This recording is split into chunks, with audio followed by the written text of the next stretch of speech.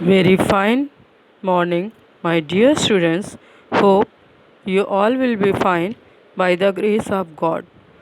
You all should make 200 pages long notebook of Science 1 and 200 pages long notebook for Science 2 notes.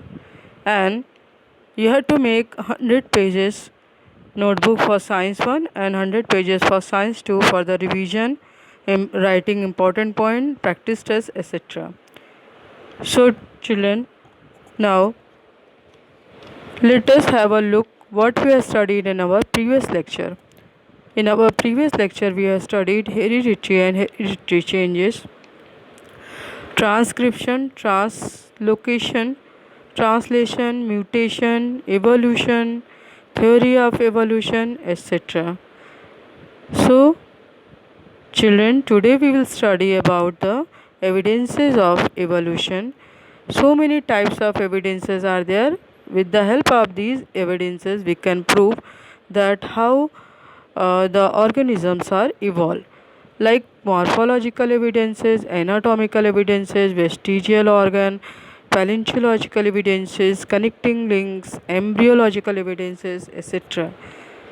Now, children, let us have a look on some slides here. These are evidences from paleontology. Here you can see this is the Archaeopteryx. It is the link between the bird and reptiles.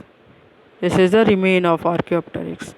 These are the evidences from paleontology, how the uranium, lead, etc. are found, and these are the radioactive elements. Now, this is about the carbon dating that I will teach you in a little bit detail when I will teach the topic. So, you just see the slide. This is all about the embryological evidences. Here the fish embryo you can see salamander, tortoise, etc. Now this is all about the how the in human being the zygote is formed. Then this zygote is divided and redivided.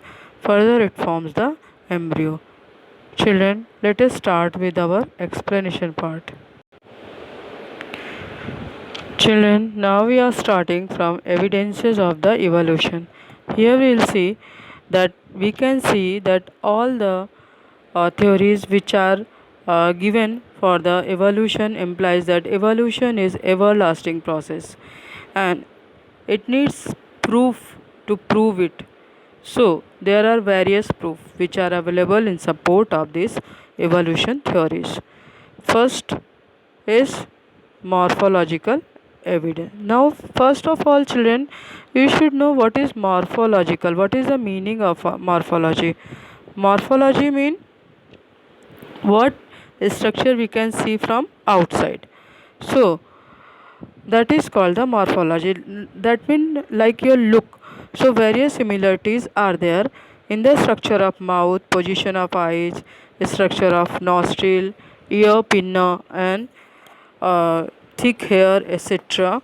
In case of the animals, that these all features can be seen in the animals.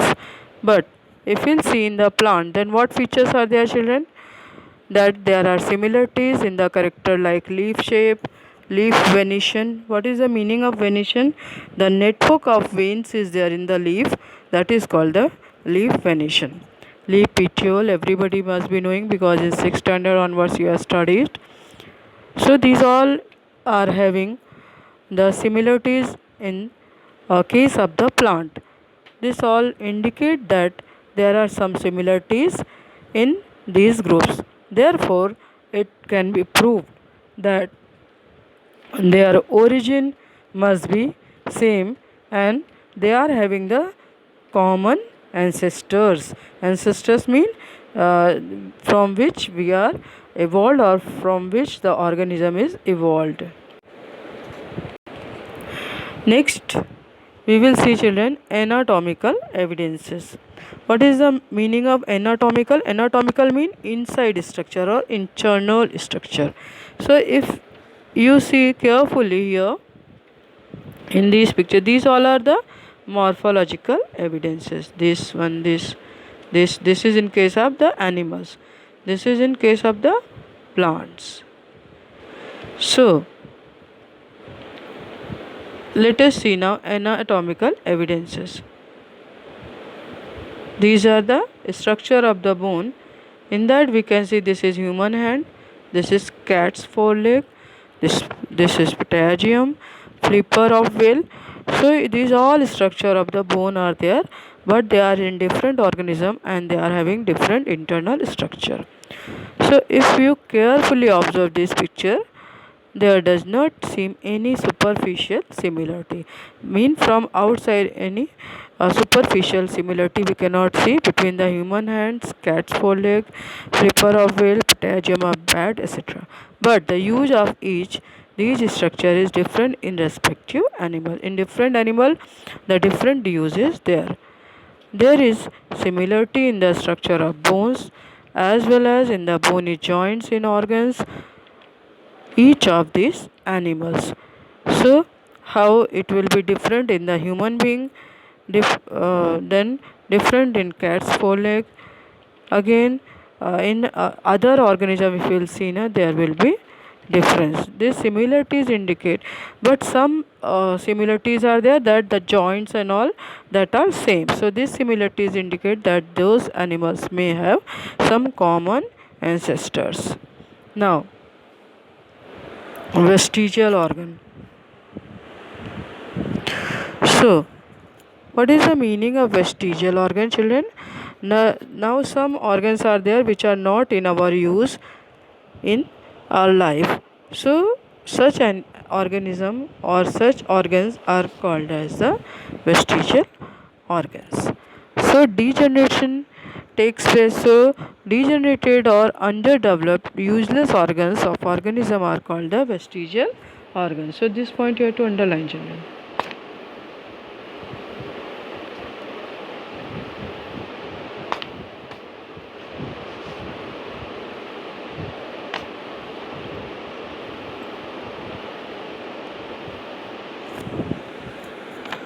Now, this is very important point that degenerated or the underdeveloped useless organs of organism are called vestigial organ.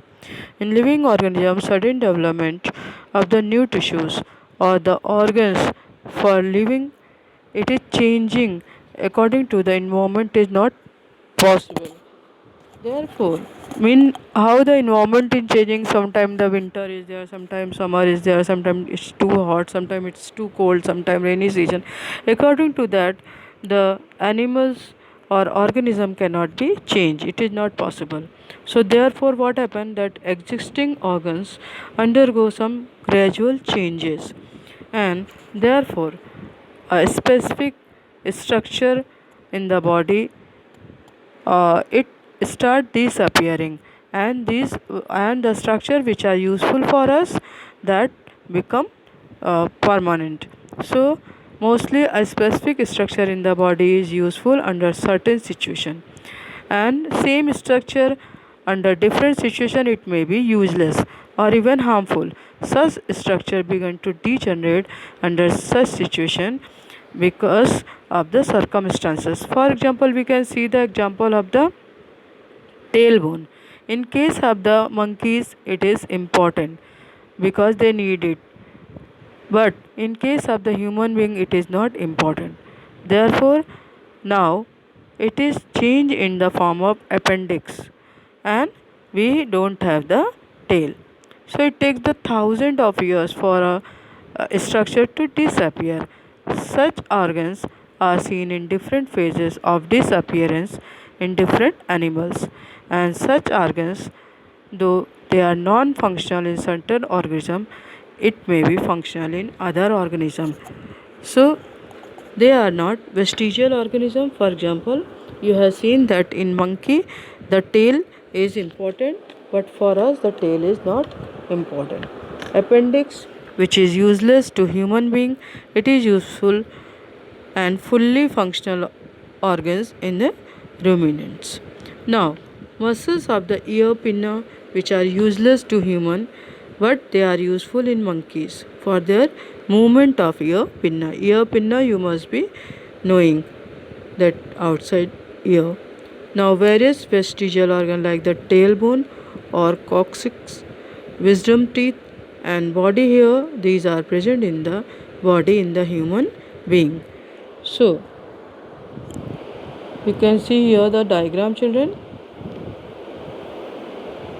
These are the vestigial organ. Here you can see ear muscles are there. Here the teeth are there. Then here is the tailbone. Then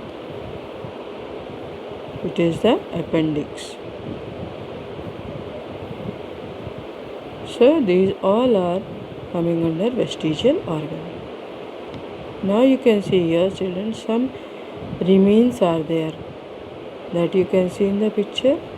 These are some fossils or remains. Like here you can see some fish fossil is there. Same way reptiles are there. So different fossils are there. Now we will see, children,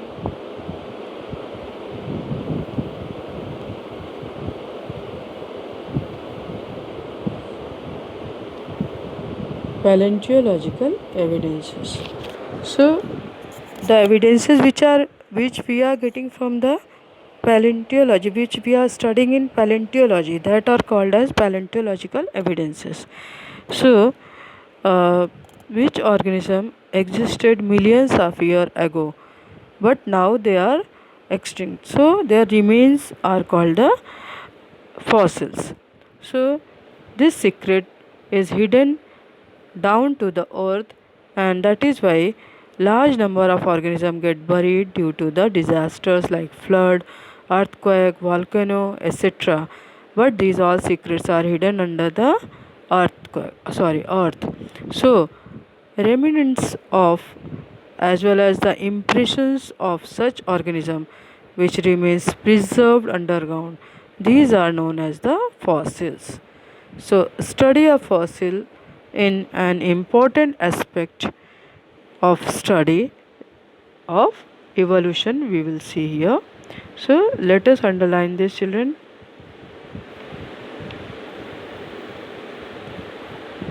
See, these all things you have to underline. That what secrets are hidden whenever the organism get buried due to the disaster like flood, earthquake, volcano, etc. Then impressions are formed, and these impressions we can see that are hidden under the earth. Now these are called as the fossils. Study of fossils is an important study of evolution. Now children, we can see here the next is carbon dating.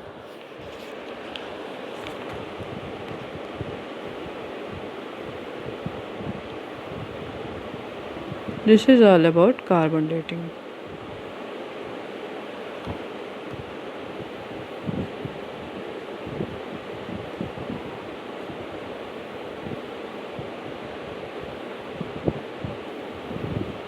So this all you have to underline. Carbon consumption of the animals and plant stops after the death, and since then only decaying process start. As you all know that our body is made up of organic substances. So when we die, our body start decaying. All the dead organisms start decaying after death. So and when we are alive, that time we are having the carbon consumption in the way of the organic compounds. In case of the dead bodies of plant and animal, instead of remaining constant, we can see here that it is the when we die, then the process of decaying of the C14 start continuously, and in case of the dead bodies of plant and animal, instead of remaining constant, the ratio between C14 and C12 changes continuously, as well as the C12 is non-radioactive substance. So that point you have to underline, children, that C12 is the non-radioactive substance. Radioactive you must be knowing, which are emitting the radioactive rays, that are radioactive substance. So the time passed since the death of the plant is calculated by this method. So we come to know that suppose any person is dead, or any organism is dead, or elephant is dead, or any organism is died. So how we calculate that how long that person or that organism died? That is done by the carbon dating method. So this is very important, children. This all you have to underline. It is used in the paleontology and determining the age of the human fossil as well as manuscripts. So children, we can see that whatever we can see on the remnants or the fossils are there on the rocks, that their age, that how old they are, that is determined by the carbon dating only.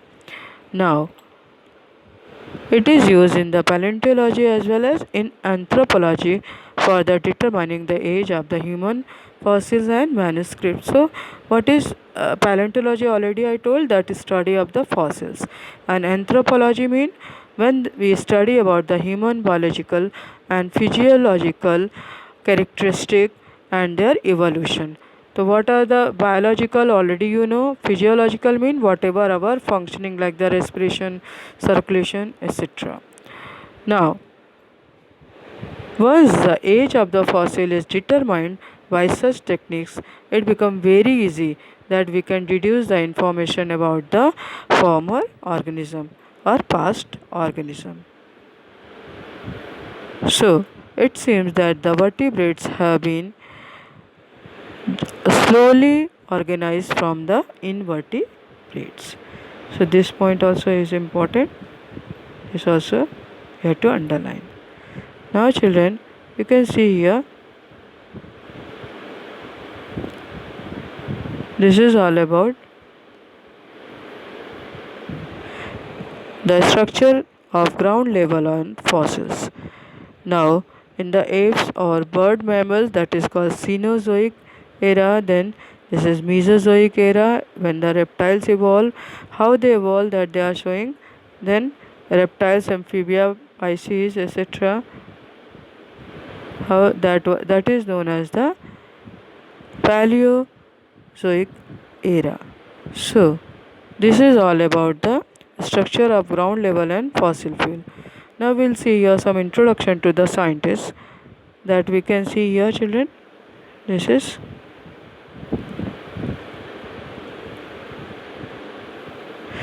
so carbon dating method is based upon the radioactive decay of the naturally occurring carbon 14, and it is developed by the Willard Libby, and he was awarded with the Nobel Prize in 1960. So when he was awarded Nobel Prize, that you have underlined for this invention. Which invention? Carbon dating. So the age of material determined by the method of which are published in the journal, that is radiocarbon. So in a journal it is published, that we have to underline.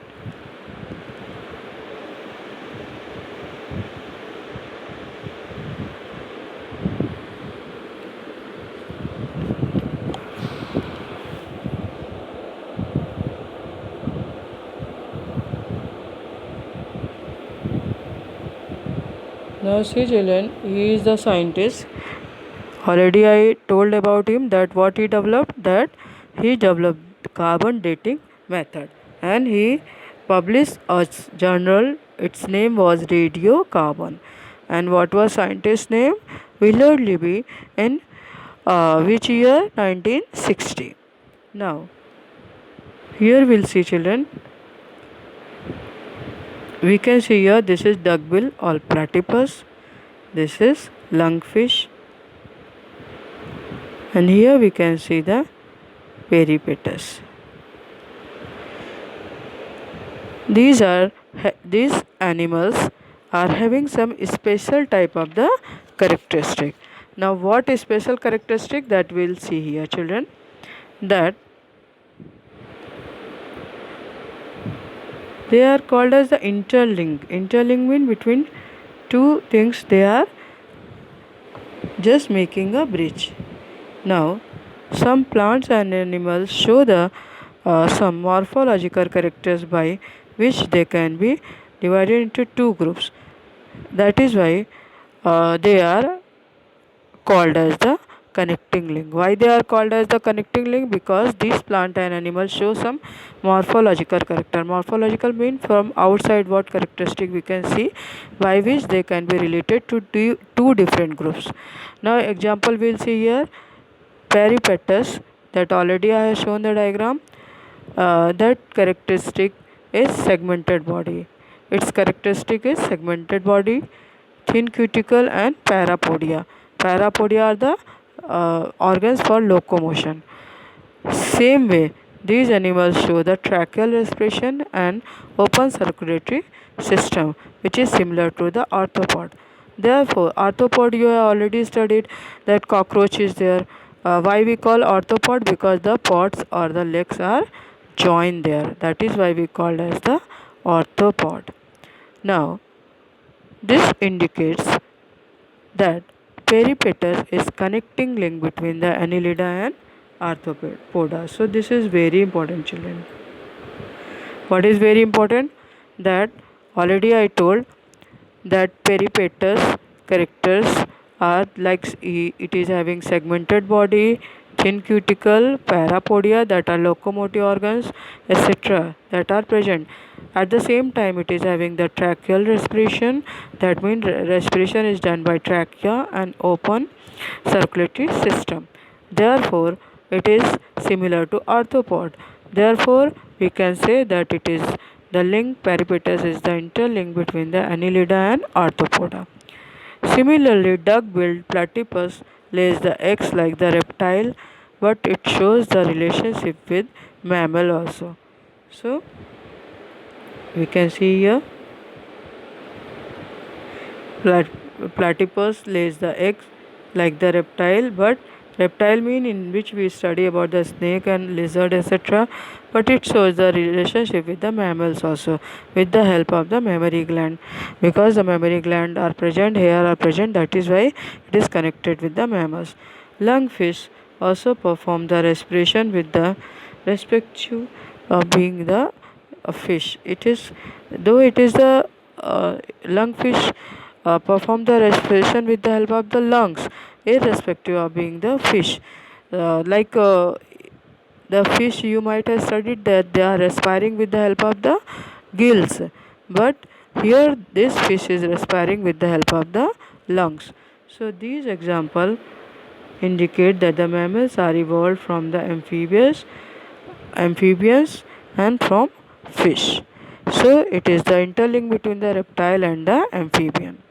This way we can see these things are called as the interlink. So children, I think you might have understood. Here you have studied three example. Which three example?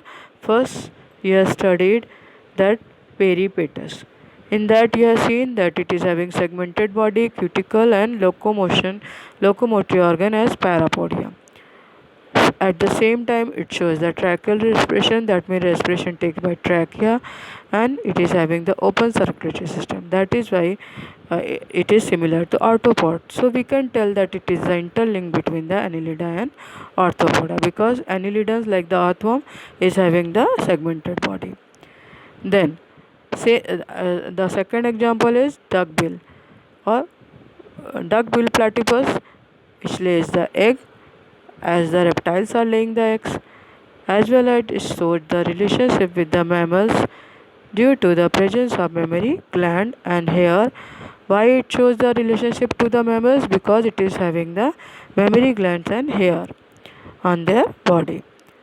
The lungfish performs respiration with the lung, though they are fish.